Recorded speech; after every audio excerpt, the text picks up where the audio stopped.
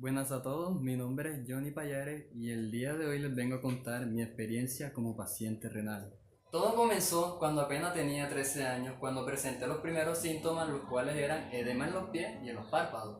Me hospitalizaron y allí inició mi tratamiento, y como aún era un niño necesitaba un nefrólogo pediatra.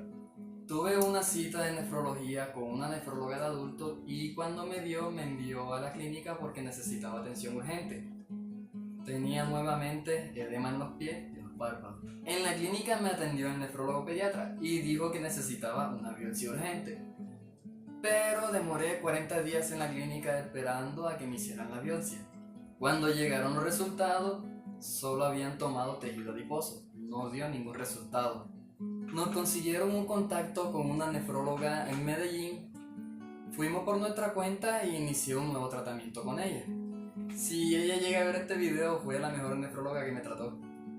Su tratamiento era muy eficiente, pero tuve algunos problemas con la EPS, me negaban algunos medicamentos, otros no los querían cubrir, a veces decían que no había contrato, siempre había una excusa para todo. Luego me quitaron las citas en Medellín porque la ciudad en la que yo vivo ya había nefrología pediátrica. Pero solo me veía, me repetía la misma fórmula una y otra vez y no había una mejoría. La creatinina me empezó a subir, primero en 4, después en 5, hasta que me llegó a 7. Un doctor en una hospitalización me dijo que necesitaba una diálisis, pero era muy difícil aceptarlo, que iba a estar en diálisis, y no lo acepté. Pero esperé demasiado tiempo y me descompensé. Por lo cual una madrugada tuve que ir a urgencia. Cuando llegué que me hicieron el laboratorio, inmediatamente me subieron a UCI. Y ahí no recuerdo más sino hasta que desperté. Antes de ir a la clínica esa madrugada tenía mucha dificultad respiratoria, dolor en el cuerpo, cansancio. Estaba conectado en una máquina y no entendía lo que estaba pasando hasta que el enfermero me explicó que era una máquina de hemodiálisis.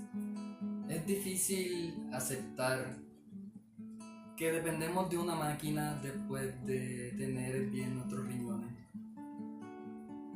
pero tal vez solo sea en el principio.